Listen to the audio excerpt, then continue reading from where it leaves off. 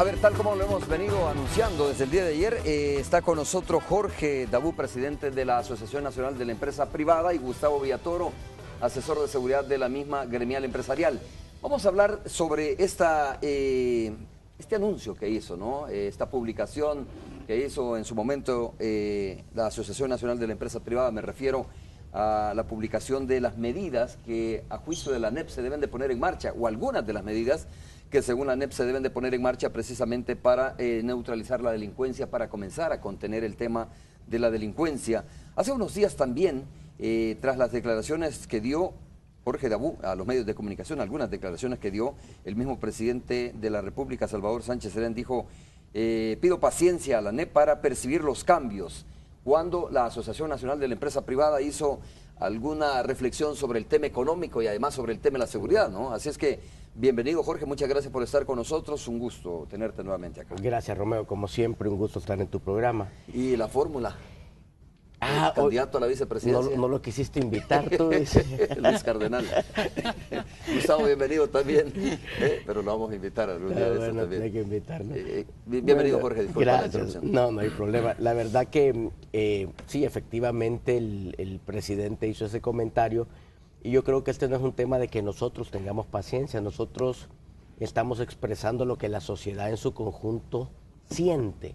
Esos niños que están migrando, esa madre que está desesperada porque no sabe si sus hijos están en casa, la inseguridad que se vive a diario en todos los lugares, es algo que merece atención y merece pronta atención. Cosa que no ignora el gobierno tampoco. Sí, pero cuando te dicen tenga paciencia, espérese, es como que no se le esté dando digamos, la importancia que amerita. Y por supuesto el tema económico y el tema fiscal que necesitan atención. Así que yo lo tomo quizás como algo que fue mal interpretado. Nosotros estamos hablando en nombre de las 600,000 familias que representamos, con las 15,000 empresas que están agremiadas en ANEP y que están viviendo en desesperación y zozobra. Jorge, pero igual, ¿no? La Asociación Nacional de la Empresa Privada sabe que este es un problema que no se resuelve de la noche a la mañana. Digo, a propósito del tema paciencia, ¿no? El gobierno anunció recientemente una política de seguridad y destacó dos elementos principales. No conocemos toda la política, los medios de comunicación no la conocen, algunas veces se dice que es por estrategia también, pero se destacó dos elementos principales. Uno de ellos es precisamente la policía o la inteligencia en el territorio y la policía comunitaria. Y por ahí se habló también sobre la puesta en marcha de esta iniciativa de los territorios de progreso. Gustavo, ¿cuál es el diagnóstico, tú como asesor en seguridad de la Asociación Nacional de la Empresa Privada, tu diagnóstico sobre esta propuesta y de la situación que está enfrentando el país? Sí, gracias, Romeo, muy buenos días para todos. Efectivamente, en materia de seguridad, creo yo que no debemos olvidarnos de que si hay algo más migrante que las personas es la misma delincuencia y el delito. Eso quiere decir que nosotros constantemente debemos estar en esa creatividad del día a día de cómo combatir a la delincuencia. En la pregunta específica estamos de acuerdo. De hecho, nosotros en nuestra propuesta recogemos el tema no tal vez bajo el concepto de policía comunitaria, sino que lo que estamos pidiendo es una reingeniería a la policía para que deje de enfocarse en tanta captura que no le generan ningún rédito, es decir, no está impactando positivamente en las cifras delincuenciales, y que en conjunto con las municipalidades se dediquen a conocer a sus vecinos. Recuérdate que antes existían los famosos cabildos abiertos que hacían los alcaldes, las municipalidades, que eso no es más que conocer a los vecinos. Y yo les mencionaba al gabinete de seguridad, en el tiempo que estuvimos viendo el tema de los secuestros, nosotros tristemente nos dimos cuenta que teníamos casas de cautiverio a 25 metros de puestos policiales. Eso quiere decir que no hay una política enfocada a que el policía uniformado, el de operaciones, salga a su comunidad a conocer la comunidad, que eso es lo que estamos diciendo.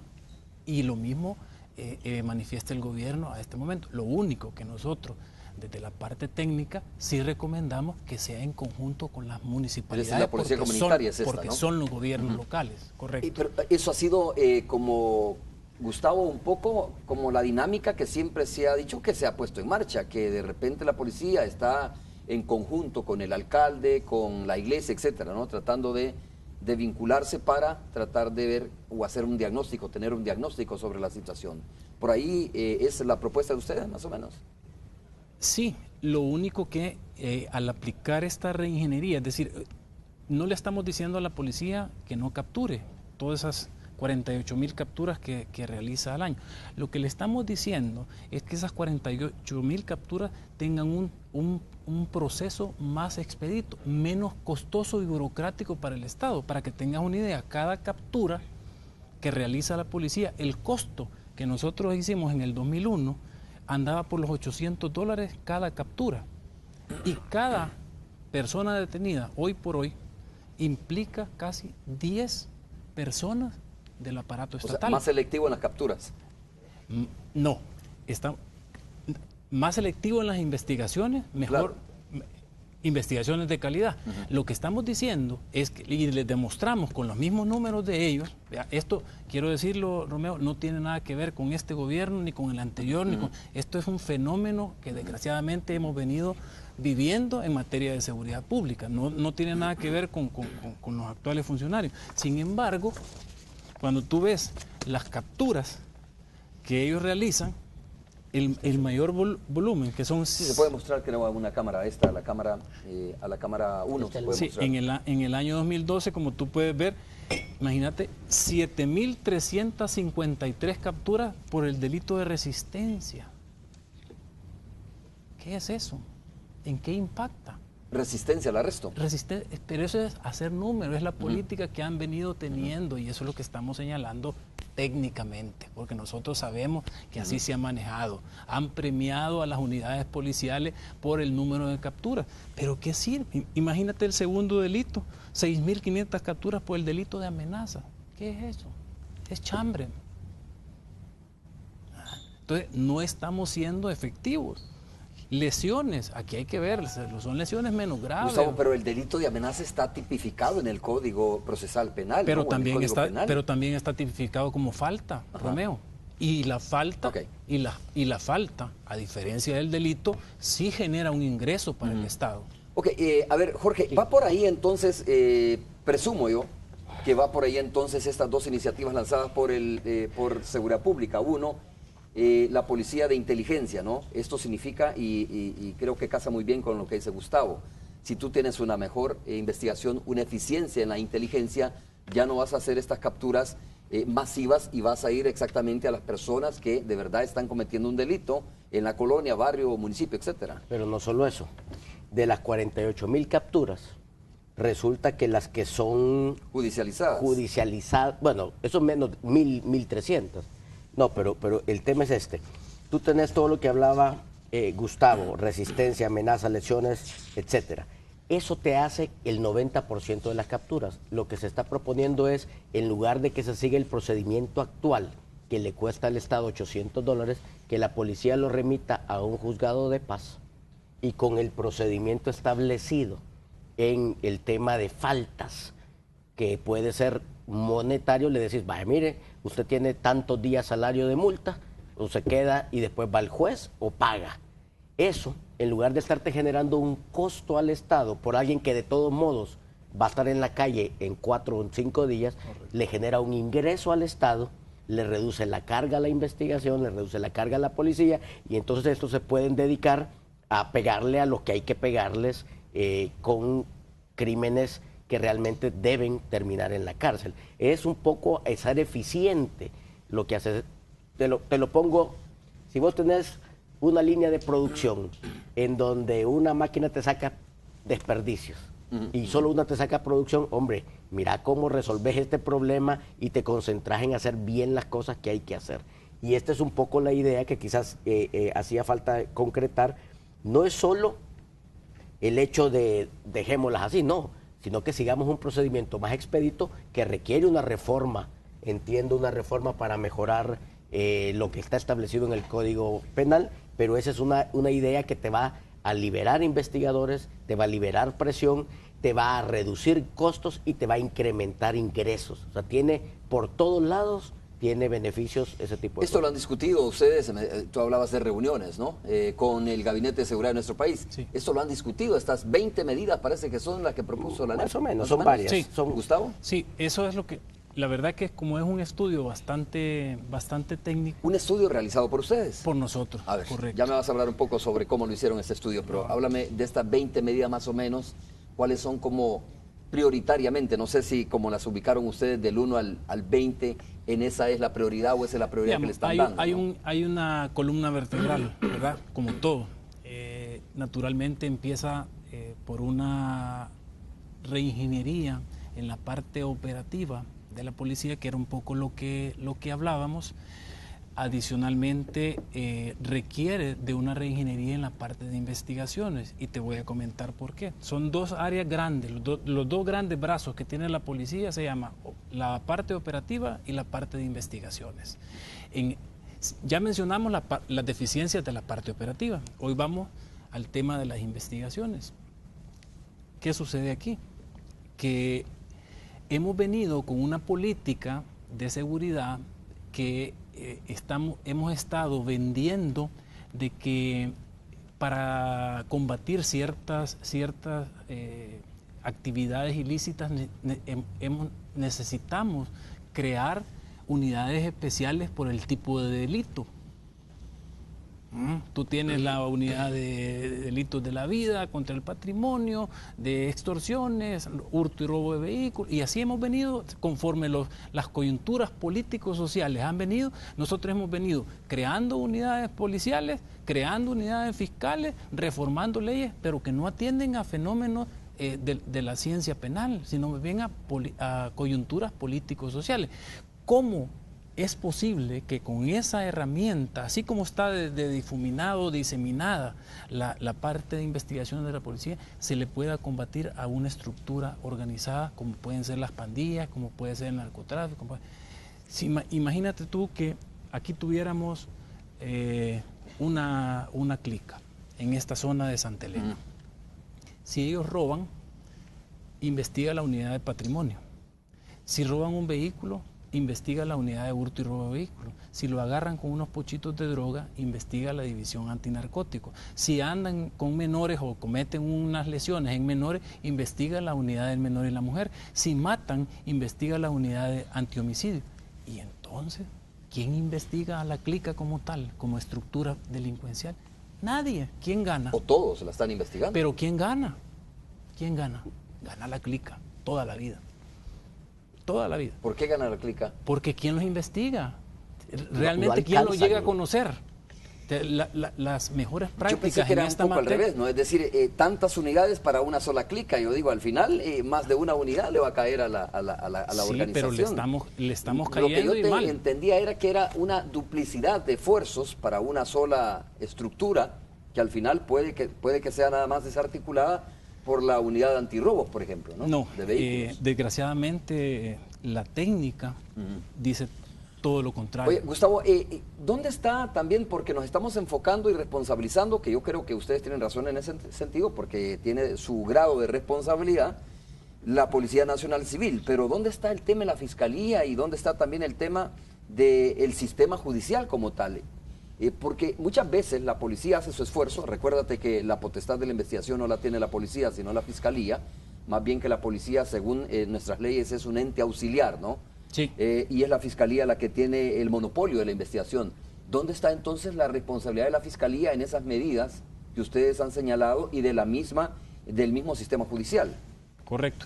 Aquí se recoge parte de esa observación, Romeo, y se le está pidiendo o se le está recomendando también a la Fiscalía, al igual que la reingeniería que debe de aplicarse en investigaciones y crear unidades en base al segmento de personas o estructuras en conflicto con la ley y no por el tipo de delito. Naturalmente, eso tiene que adoptarlo también la Fiscalía. En el ámbito judicial, estamos devolviéndole la potestad a los jueces de paz para hacer pronta y cumplida justicia. Que tú sabes que toda esta reforma que hemos venido sufriendo en materia de seguridad, lo que han venido haciendo es quitándole potestades a los jueces de paz. Prácticamente hoy los jueces de paz son estructuras meramente de un trámite burocrático que el sistema requirió. Pero imagínate tú, le das la capacidad nuevamente a los 256 jueces de paz que hay en este país para que colaboren efectivamente en el combate a todas las manifestaciones delincuenciales, de infracciones penales, llámese faltas o llámese delitos. Entonces, ahí va. Lo que estamos visualizando nosotros es, como decía el presidente Dabú, optimizar los recursos con los que ya contamos. Tenemos suficientes recursos como para poder hacer investigaciones eficientes. Yo quiero volver, Jorge, a este dato que dio Gustavo, que son más o menos 48,000 capturas. Sí, promedio. En un año, ¿no? Sí. En un año. A ver, volvemos al tema de las responsabilidades, ¿no? Esta es una responsabilidad de todos, obviamente, enfrentar la delincuencia. Ustedes hacen su parte con estas propuestas, por supuesto. El Ejecutivo tiene una responsabilidad, las alcaldías tienen una responsabilidad. Y por eso también digo, no hay que olvidar que la Fiscalía y el mismo sistema judicial tienen responsabilidad compartida también. Si un juez al final de estos 48,000 solo se judicializan 500, por decir un número, ¿no? Entonces, a ver, ¿hasta dónde es culpa de la Policía Nacional Civil? Que repito, es como un ente auxiliar nada más. Y hasta dónde es la debilidad con que está trabajando la Fiscalía General de la República para poder documentar cada uno de esos casos, porque al final es la Fiscalía la que tiene que sostener un caso ante el juzgado respectivo donde presenta el requerimiento, ¿no? Sí, mira, más que viendo quién es el culpable, nosotros estamos dando propuestas para eficientizar el proceso, pero quedaron varias piezas sueltas que quisiera recogerlas. Primero, en el tema que tú hablabas de la Fiscalía General de la República. La Fiscalía General de la República tiene un presupuesto también que está definido por lo que le dan, que anda alrededor de 40 millones de dólares, por darte un dato, puede ser un poco más, un poco menos. Una de las reformas que hace algún tiempo propusimos es que la Fiscalía General de la República, de igual forma que el sistema judicial, tuviera un presupuesto que no le tuviera que ir a tender la mano al ministro de Hacienda, que tuviera ya un presupuesto definido como lo tiene la Corte Suprema de Justicia, de tal suerte que no esté amarrado y que pueda irse desarrollando de la misma forma en la que lo hacen las otras instituciones. Solo en el último quinquenio la Policía Nacional Civil tuvo más de 650 millones de dólares adicionales y no necesariamente te han brindado resultados. Entonces es un tipo de reforma que tal vez no la vemos aquí como un planteamiento técnico, sino que está en la parte jurídica, que es importante que la Fiscalía se le dé espacio. Quiero decirte que hoy al mediodía tenemos una reunión con el fiscal general para presentarle esto y esperamos con el sistema judicial hacerlo después de venir de vacaciones, porque hay que compartirlo, por supuesto, con todas las instancias. Pero hay un dato importante, lo que estaba explicando Gustavo, que podía sonar cuando él empezó a hablar de todas las unidades que investigan, cada una tiene como que un pedacito del rompecabezas, ¿verdad? Entonces muchas veces lo que sucede es que ese pedacito no es suficiente como para que termine en una captura y en una captura efectiva, que es lo que estás viendo en los números. Cuando tú tienes un equipo que está viendo a esa clica en todos sus aspectos, es más fácil que arme el rompecabezas y genere un caso suficientemente fuerte para que esto sea más efectivo. O sea, creo que era la parte de la idea que ahí hacía falta de expresarla. Entonces, aquí se le está dando un rol diferente o un nuevo rol a la policía, a la fiscalía y al sistema judicial, pero esto es una propuesta, Romeo. Nosotros desde nuestro lugar estamos tratando de ayudar y de colaborar, de participar, gente valiosa. Gustavo estuvo en el año 2000 en el tema de los secuestros, en el tema de la DECO con su creación, en el tema de aduanas, contrabando, narcotráfico, gente que tiene mucha experiencia y que creo que puede ayudarnos en estos retos que tenemos. Vamos a hacer la primera pausa comercial, vamos a regresar para Gustavo.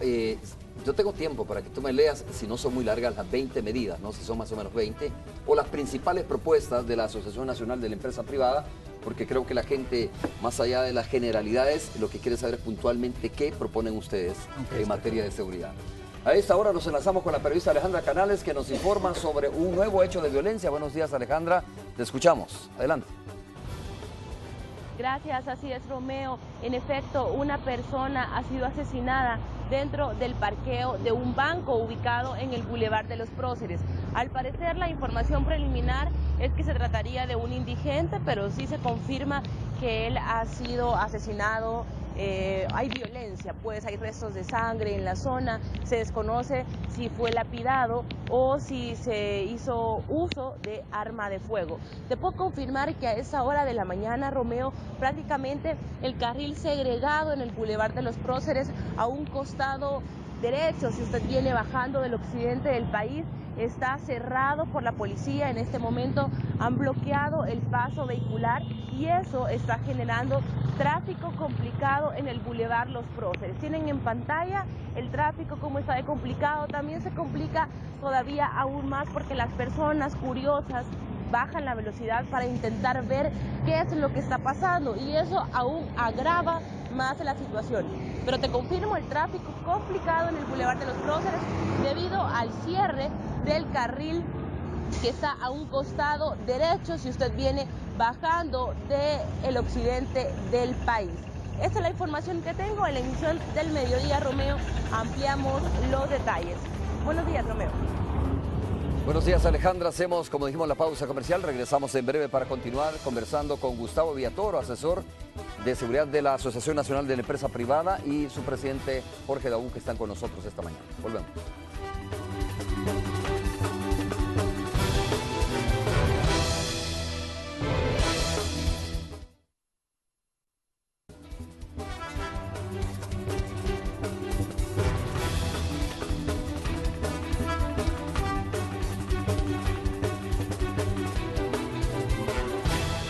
Muy bien, estamos de regreso. Gustavo, sí, por favor, si le puedes dar, de verdad a mí me interesa escuchar, yo creo que la población también, así textualmente, ¿no? Sí. ¿Cuáles son las propuestas que ustedes están haciendo? Hemos hablado de mucha generalidad, hemos hablado de una reingeniería al interior de la Policía Nacional Civil. En la pausa ustedes me aclaraban de que ustedes están de acuerdo con este tema de la policía comunitaria, pero vinculada a las municipalidades, que eso significaría una reforma en la Asamblea Legislativa. Pero bueno, además de eso, ¿qué otras propuestas están en el papel, digamos, sí, que ustedes han propuesto, ¿no? En concreto. Amén del todo el tema de reingenierías, naturalmente hay una revisión obligatoria a todo el libro de faltas del Código Procesal Penal. Eso, como dije, va a trasladar el costo de la seguridad pública hacia el mismo infractor. Tenemos que definirle, aprovechar mejor el recurso de los jueces de paz, que se les dice en la propuesta. Se pide también un nuevo rol de la Fuerza Armada en el resguardo de la soberanía del territorio, ¿verdad? Más adelante también nosotros le decimos al gobierno que esta reforma le va a generar 40 millones con los cuales puede fortalecer las unidades de investigación. Después, si ya nos vamos al tema de delitos, ¿verdad? Estamos pidiendo que en el área de investigaciones se cree el área que se haga en dos frentes, digamos, el frente primario, que sean las subregionales y delegaciones de la Fiscalía y de la Policía las que ataquen la delincuencia, y si sobrepasa de sus capacidades, que entren unidades especiales con el enfoque que ya mencionamos. Tiene que haber una mesa de ideas, crearse una mesa como de brainstorming para, entre públicos y privados, incrementar el costo del delincuente. Esto nosotros lo hicimos en materia de secuestro y no funcionó, ¿verdad? Le decimos al Ejecutivo, para que no se crea que la propuesta solo está enfocada en tirar todo a faltas y enfocarnos en investigar los verdaderos delitos que están generando incidencia. Estamos proponiendo, porque la política de seguridad siempre ha sido castigar al menor por ingresar a cualquier estructura criminal, ¿verdad? Pero no hemos visto nosotros, y lo estamos recomendando, es crear un delito para que aquel mayor de edad, estructura criminal, que reclute menores para sus fines, sea condenado. Tipificar eso como delito. ¿Sabes por qué? Porque ya en algunos territorios, desgraciadamente, de nuestro país, ya no es una opción, ya no es una elegibilidad de los menores, ¿verdad? O tenés que ser de la pandilla que domina tu territorio o te mata. Pero eso está tipificado en asociaciones ilícitas, se incluye todo eso, ¿no? No. Cuando tú, por ejemplo, ves a un líder de una pandilla, digamos, tratando de reclutar a un menor de edad y hay reuniones, ya lo puedes tipificar como una asociación ilícita. No, porque la asociación ilícita implica demostrar que esa asociación es para fines criminales, ¿verdad? Aquí estamos diciendo, práctico, si yo como policía estoy en una entrega de extorsión y el que mandan a retirar el dinero es un menor, automáticamente con ese hecho me voy a traer a la clica responsable de ese territorio por haber utilizado a un menor. 25 a 30 años de prisión es lo que estamos proponiendo. Son medidas de hecho. Otra que se les propuso, ¿cómo es posible que en El Salvador se permita que estructuras irregulares declaren jurisdicción o territorio o dominio sobre territorio soberano de El Salvador? Eso debe de ser un delito, Romeo. Si estando en una guerra, aquel ciudadano salvadoreño que compromete a su país puede ser condenado incluso a pena de muerte por justicia militar, ¿cómo es posible que aquí anden un montón de grupos irregulares diciendo, bueno, el sector de Santa Elena me pertenece y todo lo que aquí se cometa es mi responsabilidad y yo autorizo? ¿Verdad? Eso Bien, debe ser un delito voy de nuevo automático. con esto, Gustavo, ¿y es necesario reformas al Código Penal o Procesal Penal para poder hacer una investigación sobre... Imagínate un individuo que anda por aquí por Santa Elena y de repente comienza a decir este es territorio de la 18, la MS, ¿no? ¿Es necesario hacer reformas como para investigar ese tipo de casos? Es necesario, ¿y sabes por qué? Porque, mira, cuando tú investigas crimen organizado, te das cuenta que no puedes utilizar una gran cantidad de herramientas probatorias que se establecen para el delito común, ¿verdad? ¿En qué lugar voy a encontrar yo a una persona con 5 sentidos que me va a ir a declarar en contra de una pandilla o en contra de una estructura Lo que criminal? quiero decir es que no se vaya a caer en la cuestión esta de albarda sobre aparejo, que la ley ya dice qué hay que hacer en esos casos y querramos legislar más sobre algo que ya está legislado de alguna manera o reformar leyes que al final no es necesario reformarlas, ¿no? No, pero los delitos que te estoy mencionando, ¿bajo qué figura actualmente los puedes tipificar? No, correcto, pero a ver, te ponía el ejemplo, de repente hay una persona, digamos, que tú conoces como investigador de la Policía Nacional Civil que anda pregonando en los negocios de que este es un territorio liberado por la MS o pertenece a la MS y va tienda por tienda o negocio por negocio, esa persona ya está amenazando, ya está cometiendo un delito de coacción, como quieras llamarle, y no necesitas una reforma. A eso me refería, ¿no? Ahí viene el tema. Ajá. Sí se necesita una reforma. ¿Y quién declara en contra de él? Ah, bueno. No. Ese es por temor, probablemente. Correcto. Entonces, con este delito, lo que estamos haciendo es que la actividad probatoria le corresponde a la institución. Ya estábamos hablando de las policías comunitarias en conjunto con la municipalidad. Tú ves, Romeo, también cómo la policía ya tiene mapeado todo el territorio y cuáles son las clicas de cada territorio. Entonces, ¿qué significa eso? Que bastará con que yo designe un equipo de investigadores a que vayan a patear el terreno, como se dice vulgarmente, a colectar en base a información de la misma ciudadanía quién es la estructura que domina el territorio. Okay. Jorge, en esto del combate a la delincuencia, lo dijimos hace un momento, hay una corresponsabilidad, ¿ya? Y digo corresponsabilidad si pones por un lado al Ejecutivo, al gobierno y por otro lado pones a la empresa privada. ¿Cuál es la responsabilidad que asume la empresa privada en estas propuestas para poder también coadyuvar al esfuerzo de neutralizar la delincuencia? A ver, primero, no es responsabilidad de la empresa privada hacer esto. Bueno, pero es responsabilidad del Estado. Todos de alguna manera somos responsables. A eso me refiero, ¿no? Obviamente. No, porque eso no, como que teníamos autoridad claro, y no la tenemos. No está en el Código Procesal Penal ni nada de eso, ¿no? Pero podemos. Digo, como salvadoreños todos somos responsables de alguna manera o tenemos la obligación de contribuir al combate a la delincuencia, en esos términos. ¿Ah? Bueno, perfecto, ahí está, aclarando eso te contesto con mucho gusto. Bueno, cada año, y tenemos un listado de proyectos que te lo puedo compartir, invertimos 36 millones de dólares en proyectos para evitar que los jóvenes caigan en la delincuencia. Eso está en un documento que está en nuestra página web de internet.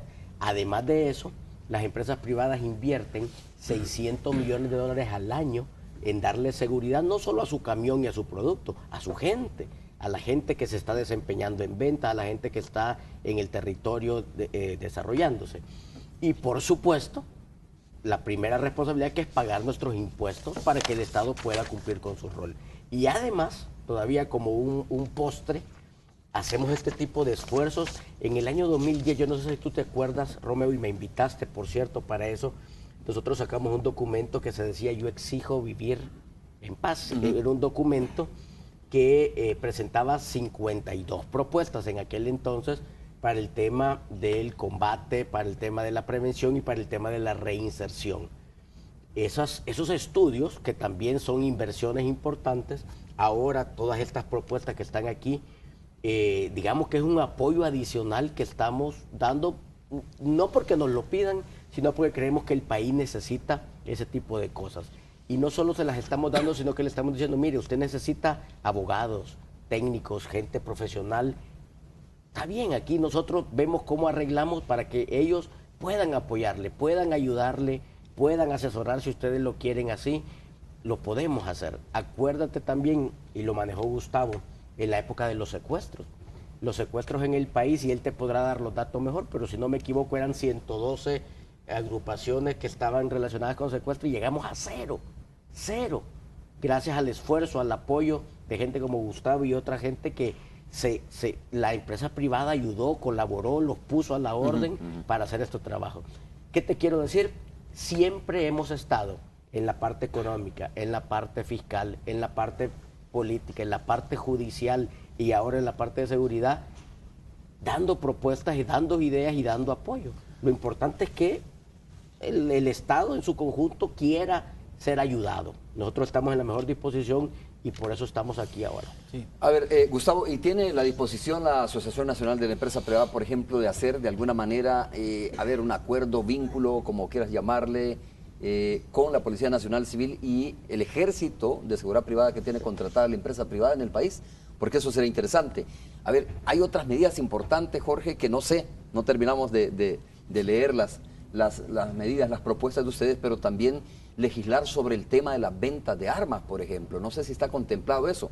Un poco más allá de esto de lo que se ha planteado, ¿no? Es decir, medidas como más extremas para un problema que sin duda es bastante grave. A ver, en el tema de la coordinación con la policía y eso, de hecho, por ejemplo, la Cámara de Comercio tiene proyectos específicos en San Miguel, en Santa Ana, en Sonsonate, en La Unión, con la policía, con la fiscalía y con excelentes resultados. ADES, Camagro y otras instituciones tienen para el tema de robo de furgones casi a cero. Se ha reducido gracias a esos esfuerzos. Es decir, que nuestras gremiales en ANEP, además de todo lo que te estoy diciendo y te estoy contando, están teniendo enormes resultados en estos temas. El tema de la venta de armas, cuando es una arma formal, esa no es la que anda el delincuente. Pero la roba. Sí, termina robando. La termina robando, así es, pero está comprobadísimo con cientos de estudios que el tema no va por el tema de la prohibición del arma que tiene la gente que se defiende, sino que del delincuente. Yo creo que, y en eso yo no me voy a meter a fondo porque yo no conozco los temas, pero hay tantas cosas que no hemos hecho y que son de sentido común, Romeo, que eso es lo que deberíamos comenzar haciendo. Todo lo que tiene que ver con ser más eficientes y más eficaces en lo que se hace en la policía, en la fiscalía y en el sistema judicial, es tarea pendiente. Y tú necesitas un sistema que funcione bien para luego empezar a hacer cosas externas. Gustavo, ¿por qué creen ustedes que una policía comunitaria debe estar vinculada a las municipalidades y no tanto a la misma Policía Nacional Civil, que es naturaleza de la policía, ¿no? Manejar una policía comunitaria, entiendo yo. Sí, Lo que pasa ¿Por es que qué aquí puede ser más eficiente eso? es que el municipio le da mayor proyección o nivel de penetración a las comunidades, a la misma policía, ¿verdad? No es lo mismo abrirle la puerta a delegados municipales que abrirle la puerta a un policía. Y eso nosotros lo vivimos en el tema de secuestro. Y aquí fue importante en aquel momento el apoyo de la empresa privada. No en materia económica, como algunos piensan, sino en facilitarnos que las personas que habían sido víctimas de secuestro permitieran que un policía ingresara a su casa para asesorarlos en el tema de negociación. Ese detalle fue elemental para resolver los problemas de secuestro en este país. Igualmente, si medimos y decimos, ya hubo, Romeo, ya hubo PIPCOM aquí en El Salvador y fue con el apoyo de Estados Unidos que se montaron las famosas patrullas de intervención policial comunitarias. ¿Por qué no funcionaron? Porque no interactuaron con las comunidades. Entonces lo que queremos, le estamos diciendo es, no cometamos el mismo error que ya se cometió, ¿verdad? Veamos las mejores prácticas internacionales en esta bajo materia. la jurisdicción de las municipalidades generan más confianza, ¿me quieres decir? No, es que no es que estén bajo la jurisdicción de las municipalidades, que tienen que interactuar con los municipios, claro. respetar los gobiernos locales, y eso es constitucional, ¿verdad? Yo entiendo y todos sabemos que la policía es un ente territorial, ¿verdad? Pero para realizar un trabajo de policía comunitaria, tiene que aliarse o interactuar obligatoriamente para no cometer los mismos errores del pasado con los gobiernos locales. Y ve tú que los gobiernos locales, hay una gran cantidad de banderas. Claro, esto no es un tema parece político. un elemento que, tú tienes toda la razón, parece un elemento que debe de manejarse de esa manera, y ya hay ejemplos aquí en nuestro país. Por eso digo, me parece importante, pero no sé si es algo novedoso. Santa Tecla, por ejemplo, ¿no? Se desarrolló un sistema de seguridad bajo ese mismo esquema, donde Municipalidad y Policía Nacional Civil interactuaron, montaron un observatorio de la seguridad pública, ¿verdad? Y entonces, bueno, ha funcionado de esa manera. Yo no sé si por ahí va la idea que está planteando el Ejecutivo, a lo mejor necesitamos más información, pero me parece que en ese sentido hay mucha razón. No se puede dejar de lado las municipalidades. Yo creo que la misma iglesia, ¿no? Las distintas denominaciones de iglesias que hay deben de estar vinculadas a eso. Y nosotros, justamente para reforzar ese tema, estamos proponiéndole al Ejecutivo que se tipifique como falta el hecho de no andar el DUI actualizado con la dirección. Además que se vuelva gratuito todas las modificaciones del DUI. Aquí hay un montón de gente que anda con direcciones que hace 10 años no vive ahí. ¿Y quién controla eso? Entonces, no puede realizarse un trabajo de policía comunitaria si el ciudadano común anda desinformado desde su mismo documento de identidad. Claro, el gran valladar es el costo. Entonces, lo que estamos diciendo es, como va a haber recursos, entonces el Estado puede asumir la gratuidad de todas esas modificaciones. Y si yo como policía comunitaria intervengo a un ciudadano en una comunidad y su DUI me está diciendo que no es de esa zona, desde ahí ya me está dando un parámetro de inteligencia que yo voy a necesitar. Es un poco lo que tiene Nicaragua. ¿Por qué Nicaragua es tan efectiva en materia de seguridad ciudadana? Ok, mira, algunos comentarios a través de las redes sociales. Por ejemplo, dice, no queremos policía comunitaria, dice una persona. Eso es de largo plazo, necesitamos confrontación a pandilleros, suelten, así dice literalmente, suelten los soldados. Otra persona dice, la coordinación con el ejército sería una estrategia muy acertada para combatir la criminalidad en el país. Y uno más, Jorge y Gustavo, que dice, y eso no debería de ir a manos del ministro. Se refiere a la propuesta que ustedes están haciendo, ¿no? A propósito de que decía, por ejemplo, decías tú, Jorge, que al mediodía tenemos una reunión con el fiscal general de la República para presentarle nuestras propuestas. Entiendo que eso también ya se ha presentado al Ejecutivo. Ya la semana pasada, Romeo, nos sentamos, estaba don Jaco Asbun, don Benito Lara y otras personas. O sea que, digamos, Gobierno Central ya lo presentamos, Fiscalía lo vamos a compartir ahora. Y como te decía, al venir de vacaciones invitaremos también al sistema judicial porque ¿Y fue buen ánimo esta reunión con el gabinete? Todo ha sido muy bueno. Mira, yo creo que aquí estas son ideas y propuestas. No estamos diciendo que aquí están todas las soluciones, pero lo que estamos diciendo es, mire, si lo que estamos haciendo no está funcionando, Si usted tiene en los últimos 3 años 87.000 capturas y de esas solo hay 1.300 presos, quiere decir que hay algo que no está funcionando bien. Correcto. Evaluemos otras opciones. Y eso es lo que estamos proponiendo y creo que por lo menos vale la pena sentarse y discutirlas a fondo. No, y es responsabilidad de todos, ¿ves? Que decía, responsabilidad de la empresa privada, de la sociedad civil, de la policía, de todos, es responsabilidad de hacer propuestas también, porque el problema es de todos, ¿no? Y nos afecta a todos al final. A todos. ¿Les parece? Hacemos la pausa. Cuando Bueno. regresemos vamos a conversar con Tony Cabezas en la radio 109. También tendrá sin duda varias preguntas. Volvemos.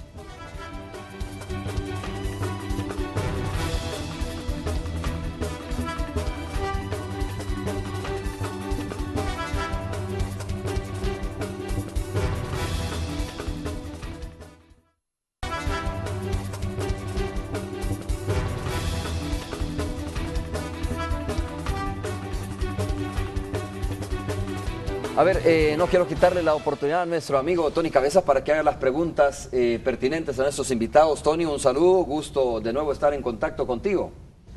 Buenos días. Buenos días, nuevamente, qué gusto saludarte a ti, a tus invitados. Veo a Jorge Dabú, que estuvo recientemente con nosotros también acá en Radio 102. Y Gustavo Villatoro está también, irá con nosotros. Gustavo, bienvenido. Asesor en materia de seguridad de la Asociación Nacional de la Empresa Privada. A ver, por los tweets que he visto, creo que hay una solicitud o una iniciativa de la ANEP para poder penalizar a las personas, a los adultos que estén o que intenten meter a las pandillas a menores de edad. ¿Es correcto? ¿Es así la situación? Jorge, Gustavo. Es correcto, Tony. Es una de las propuestas que como sector privado responsable le estamos haciendo al gobierno, vista lo erróneo que ha venido siendo las políticas de seguridad, porque no podemos condenar a un menor por ser parte de una pandilla cuando ya la realidad nacional ya no es una elegibilidad para los menores. Si tú vives en un sector dominado por una pandilla, tienes que ser de esa pandilla o te matan. Entonces no podemos estar como Estado, doblemente sancionando al menor por esta conducta. Lo que sí tenemos que hacer responsablemente es condenar al mayor de edad que sí utiliza o manda a reclutar y obliga a menores a que sean parte de estructuras criminales. Claro, Gustavo, contrario a lo que proponen algunos partidos políticos, ¿no? Si mal no recuerdo, uno en específico que dice hay que castigar a los menores como adultos. ¿Ah? No estamos diciendo que desaparezcamos la ley del menor infractor, no. Lo que estamos diciendo es creemos herramientas también para cortar el flujo de menores a las estructuras criminales, ¿verdad? Porque eso nos va a permitir ir a traer a todos los mayores responsables de esa clica que han utilizado menores para fines criminales. Y ese sí es una sanción que no requiere mucha prueba, no tengo que ir a decirle a un ciudadano que declare, sino más bien yo como autoridad puedo demostrarle a un juez que en tal entrega de extorsión utilizaron a un menor y ese menor estaba relacionado a la pandilla o a la clica tal. ¿Esta es una ley en sí misma o es una reforma a Código Penal o a otra ley? Es crear una reforma, un nuevo delito en el Código Penal. El Código Penal. ¿Quién le dará iniciativa de ley a esto en la Asamblea? Jorge, ¿hay algún contacto con algún partido político? Bueno, la verdad que estamos, Tony, buenos días. Buenos días. Estamos primero haciendo la ronda de presentación tanto al Ejecutivo. Este día lo haremos con el Fiscal General de la República al mediodía y esperamos al venir de vacaciones poderlo hacer con el sistema judicial. Creo que ese es el primer paso, que las instituciones y las autoridades conozcan y que de ahí salgan estas ideas y estas propuestas. Yo creo, Tony, que más allá que una propuesta específica, lo que se está proponiendo aquí, valga la redundancia, es que tomemos medidas y acciones que permitan ser más eficientes en el trabajo, que el Estado no gaste un recurso que no está siendo efectivo. Fíjate que en los últimos 3 años hay más de 83.000 capturas y solo 1.300 terminaron en la cárcel. ¿Qué quiere decir eso? Que no está siendo eficiente y cada captura puede andar arriba de $800. Estamos proponiendo mecanismos alternativos para que aquellas que son faltas menores, faltas que se pueden resolver de una manera que le genere recursos al Estado, que le ahorre recursos en el tema de investigación y que permita que las unidades de investigación tengan gente dedicada a esos 5.000, a esos 10.000 delincuentes que de plano deben estar. Por eso hablaba de la cárcel. selectividad en la investigación, Jorge. Es decir, por eso creo yo que el tema de la inteligencia policial es importante, ¿no? Así es. Territorialmente, lo que se necesita es más presencia en estos municipios más violentos de policía haciendo labores de inteligencia para saber a quién capturar selectivamente, ¿verdad? Obviamente persona que haya cometido un delito, pues, o que se conozca que tiene un requerimiento penal, y no hacer estas capturas masivas que finalmente se puede caer en ese problema, como dices tú, de tener mucha gente. Y que no terminan siendo judicializados. Claro, claro. Aunque esto requiere reformas, entiendo yo, Gustavo decía, porque hoy por hoy, hasta este tema, hay muchos temas que parecen, o muchas acciones que no parecen delito, pero que sí están tipificadas realmente. La mayoría. Que tú dices de repente, y se lo va a llevar por eso. Pues sí, porque en el código así dice. Y entonces la policía está cumpliendo de alguna manera con eso, ¿no? Sí. O la fiscalía. No es del todo cierto, porque la mayoría de delitos tienen su correspondiente falta. El problema es que nosotros no utilizamos las faltas. Y eso es lo que le estamos diciendo Por eso es importante que se vayan a reunir con jueces y con la fiscalía, porque al final son los que terminan, digamos. Correcto. Así es. Imaginemos esa situación, lo que está pasando la juventud, las preocupaciones que tienen. Nosotros estamos brindando un espacio al Registro Nacional de las Personas Naturales, representado hoy también aquí la Junta de Vigilancia por Ciro Alexis Cepeda, quien también es dirigente del Partido de Concertación Nacional, porque, por este otro lado están preocupados que la juventud no está mostrando interés en sacar su primer DUI, y por el otro lado personas a quienes ya se les venció el DUI, pues tampoco lo están renovando, ¿no es así? Es nuestro invitado en esta primera parte, Ciro Alexis Cepeda. Sí, gracias, buenos días, Romeo, buenos días, el licenciado ingeniero Dabú, y buenos días, Gustavo. Buenos días. Sí, definitivamente nosotros estamos preocupados, y creo yo que aquí, hablando del tema de seguridad, es importante que las personas estén identificadas al momento de las capturas y al momento de tener garantizado dónde habitan todo este grupo de personas. Si tú miras, mucha gente que por estar delinquiendo están omitiendo sacar el DUI, jóvenes que están involucrados en las pandillas, y de igual forma hay una gran cantidad de ciudadanos que no han renovado su DUI, y muchos también lo han hecho por el tema del delito o por el temor de que a muchas personas se les está pidiendo el DUI para ver de qué domicilio es, y así muchas veces lo quieren etiquetar que son de X, Y, Z Mara. Creo yo que este es un esfuerzo también, que hacemos un llamado al sector privado para buscar la manera como los ciudadanos estén identificados, igual forma por las elecciones que se avecinan para diputados y alcaldes. Ok, Tony, comenzamos esta entrevista preguntándole a Jorge Dabú precisamente sobre lo que dijo Salvador Sánchez, el presidente de la República, ¿no? Yo quiero un poco hacer un refresh de esa pregunta, porque aprovechando la audiencia, los radioescuchas de la 109, decía Salvador Sánchez, tengan paciencia cuando se habla del tema de la seguridad pública y el tema económico del país. ¿Por qué en tema de seguridad pública? Probablemente en el fondo, tratando de interpretar un poco lo que dijo Salvador Sánchez Serén, quiso decir, mire, tenemos 2 meses nada más este gobierno, tenemos 2 meses y han pasado muchos años hacia atrás y no ha sido posible de resolver el tema de la delincuencia. Entonces no nos estén como presionando mucho que en 2 meses resolvamos algo que en muchos años ha sido un poco difícil. Creo que es un poco la lectura de esa respuesta de Salvador Sánchez Serén, presidente de la República. Bueno, Tony me hizo la misma pregunta la semana pasada, y voy a responder prácticamente lo mismo. Primero me desconecto con Tony. No, por favor, déjalo, porque los que están escuchándolo hoy quizás no lo escucharon la semana pasada. Ok, nos quedamos, Tony. Pero yo creo que aquí estamos hablando por los salvadoreños que están desesperados en el día a día, y que es bien difícil decirle espérate más adelante, y no nos olvidemos que el señor presidente era el vicepresidente del gobierno anterior, ¿verdad? Entonces tampoco es como que son 2 meses, el país es un continuum. No podemos asumir que cuando un gobierno se termina todo hay que volverlo a llevar a cero para volver a empezar la cuenta. No funciona así. Pero lo importante, aquí hay propuestas, hay ideas, queremos ayudar, y ojalá que esto sirva para que el país funcione mejor. Pero ese mismo día que yo le hice la pregunta a Jorge Dabú, esa misma tarde a las 2:30 tenían reunión precisamente la ANEP con Benito Lara y las autoridades del Ministerio de Justicia y Seguridad Pública. ¿Qué les comentaron sobre este tema específico, o qué les dijeron sobre estas acciones? Porque cuando dicen tengan paciencia, pues uno lo que tiende a pensar es que ya viene algo, ¿verdad? Entonces, ¿qué conocieron ese día?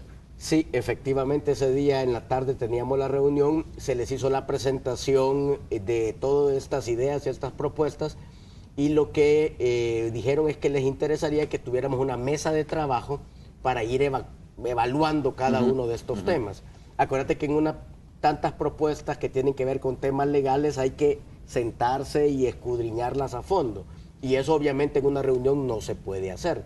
Y por eso también, Tony, es importante que el resto de autoridades que tienen que ver con la seguridad pública conozcan, apoyen y participen en este esfuerzo. Estas son ideas, son propuestas, el sector privado las pone sobre la mesa y pone la gente. Pero hay una actitud de diálogo, entiendo entonces. Hay una actitud de escuchar y de echar a andar estos proyectos. Sí. Qué bueno, solo Gustavo, un temita adicional, Tony, que se lo mencionamos también al Gabinete de Seguridad. Aquí la seguridad requiere recursos y nosotros le decíamos a ellos, ¿de qué le sirve a usted tener 27 millones de dólares en números, en esquelas, si no los está recuperando? Ese dinero solo es noticia, pero no está ingresando a las arcas del Estado. ¿No le es más factible dotar a las unidades de tránsito de la Policía Nacional Civil con POS móviles y aquel ciudadano que quiera pagar la infracción en el momento generarle un descuento entre un 30 y 40%? Eso realmente va a generar un ingreso real al Ejecutivo para mejorar el combate a la delincuencia. Tony, muchas gracias. Saludos para tu invitado también. Gracias. Aquí seguimos platicando sobre este tema. Sí, nosotros nos quedamos aquí. Gustavo, yo tengo que hacer una pausa comercial ya cuando vengamos, solo para despedirnos, ¿no? Perfecto. Saludos a Luis Cardenal, que debe estarnos viendo, sin duda alguna. No, tengo otra radio porque vos no lo invitaste. ¿Tengo otra radio? ¿Se fue sí, para otra radio? Para otro lado. Pausa, regresamos en breve ya para cerrar el programa.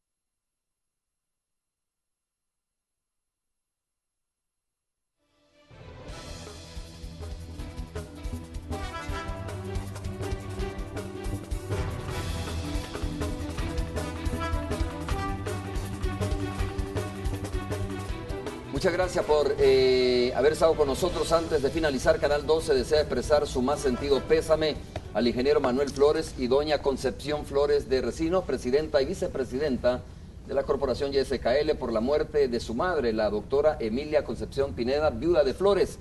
Le enviamos, por supuesto, nuestros más sentido pésame y solidaridad con la familia, y le pedimos al Creador, por supuesto, resignación ante tan irreparable pérdida. Los restos de la doctora Emilia Concepción Pineda, viuda de Flores, fueron sepultados en el cementerio Los Ilustres de esta capital.